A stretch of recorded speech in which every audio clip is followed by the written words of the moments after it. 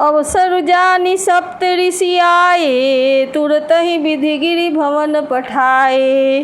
प्रथम गए जहाँ रही भवानी, बोले मधुर बचन छल सानी।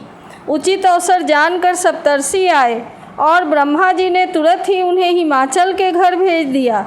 वे पहले वहाँ गए जहाँ पार्वती जी थी और उनसे छल से भरे मीठे विनोद युक्त आनंद पहुँचाने वाले वचन बोले।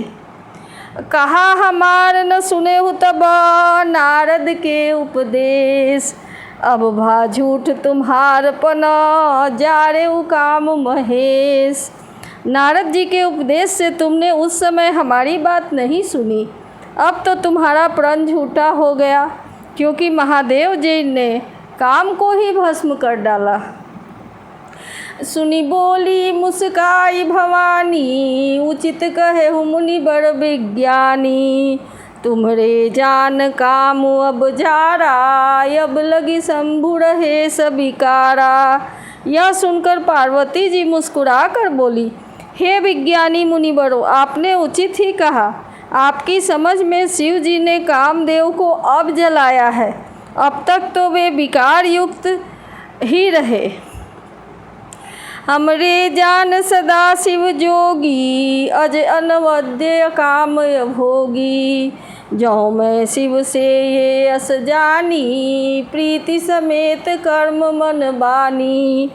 किंतु हमारी समझ से तो शिव जी सदा से ही योगी, अजन्मा, अनिंद्य, काम रहित और भोगहीन है।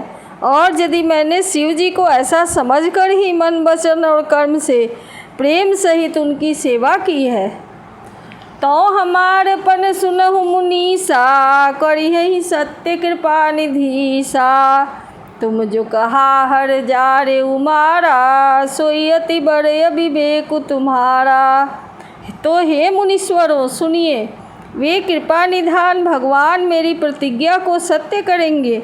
आपने जो यह कहा कि शिव जी ने कामदेव को भस्म कर दिया, यही आपका बड़ा भारी अविवेक है। ताते अनल कर सहज सुभाऊ, हिमते ही निकट जाई नहीं काऊ। गए समीप सो अवसि न साई, असी मन मथ महेश किनाई। हे तात, अग्नि का तो यह सहज स्वभाव ही है कि पाला उसके समीप कभी जा ही नहीं सकता, और जाने पर वो अवश्य ही नष्ट हो जाएगा। महादेव जी और कामदेव के संबंध में भी यही न्याय समझना चाहिए। ये हर से मुनि वचन सुनी, देखी प्रीति विश्वास।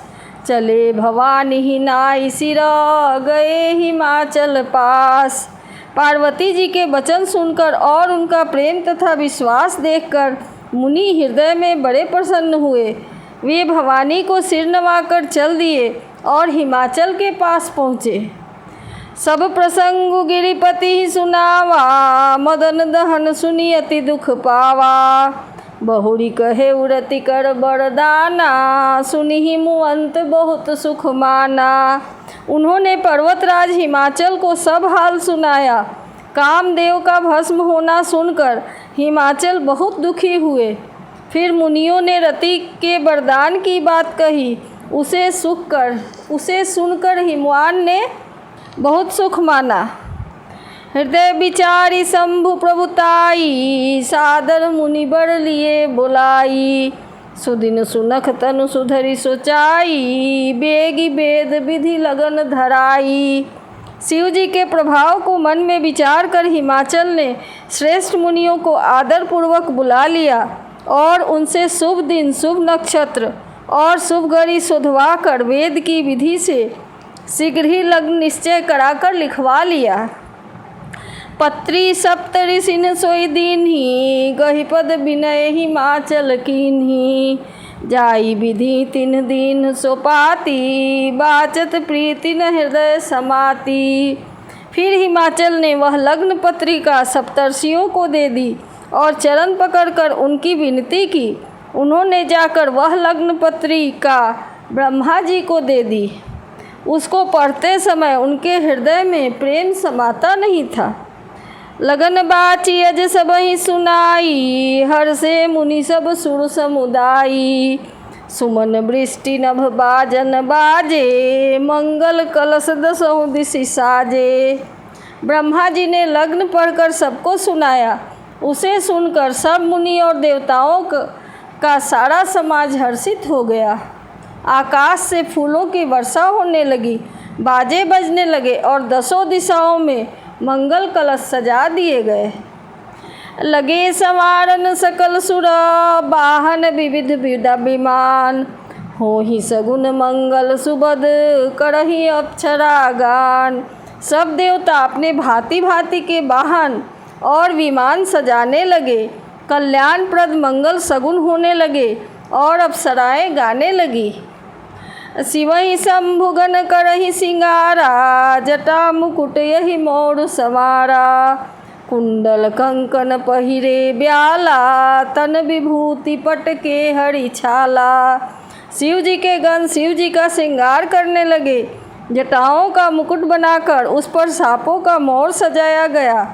शिव जी ने सांपों के ही कुंडल और कंकन पहने, शरीर पर विभूति रमाई और वस्त्र की जगह बाघंबर लपेट लिया। शशि ललाट सुंदर सिर गंगा, नयन तीन उपवीत भुजंगा। गरल कंठ उड़ नर सिर माला, अशिव वेश शिव धाम कृपाला। शिव जी के सुंदर मस्तक पर चंद्रमा, सिर पर गंगा जी, तीन नेत्र, सांपों का जनेऊ, गले में विष और छाती पर नर मुंडों की माला थी। इस प्रकार उनका वेश अशुभ होने पर भी वे कल्याण के धाम और कृपालु हैं। कर त्रिशूल अरु डमरु बिराजा, चले बसहचरी बाजहि बाजा। देखी सिवहि सुर त्रिय मुस्काही, बड़ लायक दुल्हिन जग नाही। एक हाथ में त्रिशूल और दूसरे में डमरू सुशोभित है। शिव जी बैल पर चढ़कर चले, बाजे बज रहे हैं। शिव जी को देखकर देवांगनाएं मुस्कुरा रही हैं और कहती हैं कि इस वर के योग्य दुल्हन संसार में नहीं मिलेगी। विष्णु विरंची आदि सुर ब्राता, चढ़ी चढ़ी वाहन चले बराता। सुर समाज सब भांति अनूपा, नहीं बरात दुल्लह अनुरूपा।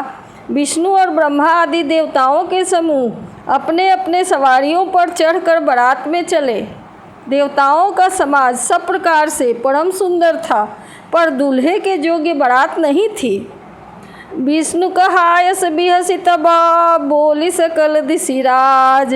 बिलग बिलग होई चलहु सबा, निज निज सहित समाज। तब विष्णु भगवान ने सब दिक्पालों को बुलाकर हंसकर ऐसा कहा, सब लोग अपने अपने दल समेत अलग अलग होकर चलो। बड़े अनुहारी बरात न भाई, हंसी करई हऊ पर पुर जाई। विष्णु बचन सुनि सुर मुस्काने, निज निज सेन सहित बिल गाने। हे भाई, हम लोगों की यह बारात वर के योग्य नहीं है, क्या पराए नगर में जाकर हंसी कराओगे? विष्णु भगवान की बात सुनकर देवता मुस्कुराए और अपनी अपनी सेना सहित अलग हो गए। मन ही मन महेश मुस्काही, हरि के व्यंग बचन नहीं जाही। अति प्रिय बचन सुनत प्रिय के रे, भृंगी प्रेरी सकल गण तेरे। महादेव जी यह देखकर मन ही मन मुस्कुराते हैं कि भगवान विष्णु भगवान के व्यंग्य वचन नहीं छूटते। वे अपने प्यारे विष्णु भगवान के इन अति प्रिय वचनों को सुनकर शिव जी ने भृंगी को भेजकर अपने सब गणों को बुलवा लिया। शिव अनुशासन सुनि सब आए, प्रभु पद जलज शीस तिन्ह नाये। नाना वाहन नाना बेसा, बिहसे शिव समाज निज देखा। शिव जी की आज्ञा सुनते ही सब चले आए और उन्होंने स्वामी के चरण कमलों में सिर नवाया। तरह तरह की सवारियों और तरह तरह के वेश वाले अपने समाज को देखकर शिव जी हंसे। कौमुखहीन विपुल मुख काहू, बिनु पद कर कोई बहुपद बाहू।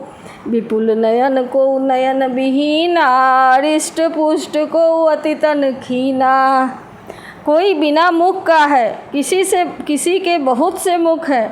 कोई बिना हाथ पैर का है तो किसी के कई हाथ पैर हैं। किसी की बहुत आँखें हैं तो किसी के एक भी आँख नहीं है। कोई बहुत मोटा ताजा है तो कोई बहुत ही दुबला पतला है। तन खीन को अति पीन, पावन को अपावन गति धरे। भूषण कराल कपाल कर, सब सद्य शोणित तन भरे। खर स्वान सुअर श्रीकाल, मुख गण बेश अगणित को गणय। बहु जिनत पेत पिशाच, जोगी जमात बरनत नहीं बनय। कोई बहुत दुबला, कोई बहुत मोटा, कोई पवित्र और कोई अपवित्र वेश धारण किए हुए है। भयंकर गहने पहने, हाथ में कपाल लिए हैं और सबके सब शरीर में ताज़ा खून लपेटे हुए हैं। गधे, कुत्ते, सुअर और सियार के से उनके मुख हैं। गणों के अनगिनत वेशों को कौन गिने। बहुत प्रकार के प्रेत, पिशाच और जोगिनियों की जमातें हैं, उनका वर्णन करते ही नहीं बनता।